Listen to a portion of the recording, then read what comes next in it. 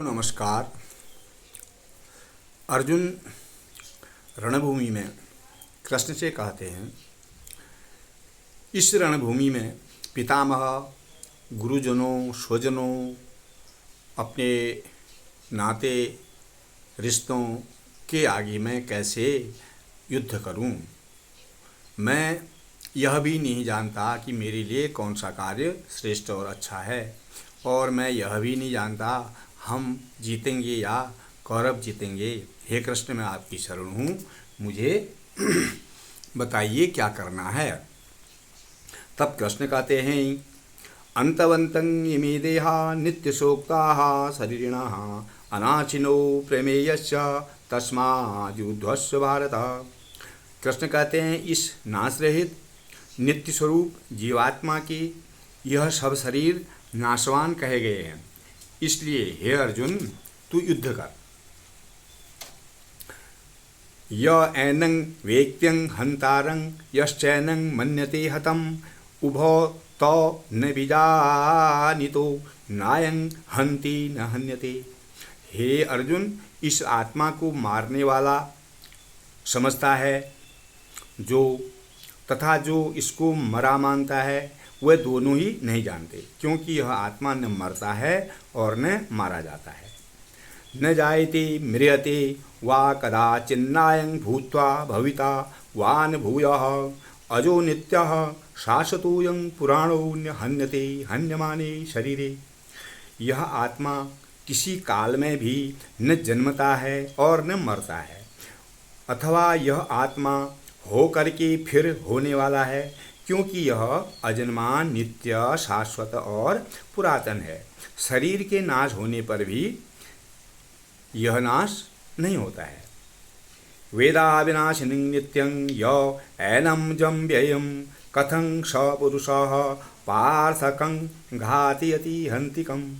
हे अर्जुन, जो पुरुष इस आत्मा को नाश रहित, नित्य, अजन्मा और अव्यय जानता है, वह पुरुष कैसे किसको मरवाता है और कैसे किसको मार सकता है।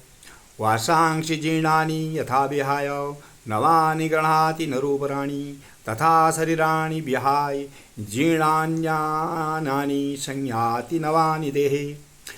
और यदि तू कहे कि मैं तो शरीरों के वियोग का शोक करता हूँ, तो यह भी उचित नहीं है, क्योंकि जैसे मनुष्य पुराने वस्त्रों को त्याग कर नए वस्त्र धारण करता है, वैसे ही यह जीवात्मा पुराने शरीरों को त्याग कर दूसरे नए शरीरों को ग्रहण करता है या प्राप्त करता है।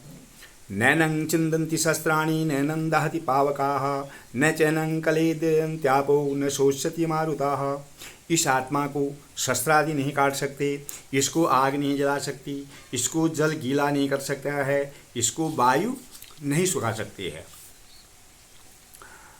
इसलिए अर्जुन, यह आत्मा अछेद्य है, यह आत्मा अदाह्य है, अक्लेद्य है, अशोच्य है, तथा यह आत्मा निसंदेह नित्य, सर्वव्यापक, अचल, स्थिर रहने वाला और सनातन है।